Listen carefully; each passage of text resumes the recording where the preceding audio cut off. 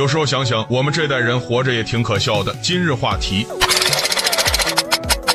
可悲的70、80后，买完房不值钱了，买完车也贬值了，好不容易把孩子供完了大学，学历又不值钱了，马上就要绝经了，生孩子有奖励了，准备当公公婆婆了，黄金涨疯了，当儿媳妇的时候婆婆说了算，好不容易熬到当婆婆了，儿媳妇又说了算。最爱孩子的一代人养出了最不爱父母的一代人，小时候不敢跟父母大声说话，现在不敢跟孩子大声说话，小时候夹着尾巴当孩子，现在又夹着尾巴当父母，上有倔强的老人要哄，下有叛逆的孩子要伺候。小时候不敢有叛逆期，老年不敢有更年期，我们是孝顺父母的最后一代人，也可能是被子女抛弃的第一代人。我们这一代人一边理解父母，一边呵护孩子，一边还要治愈自己，死了又赶上年轻人不生了，到时候投胎的地方都没有，真的是一步赶不上，步步赶不上，唯一赶上的可能就是那个免费的3针。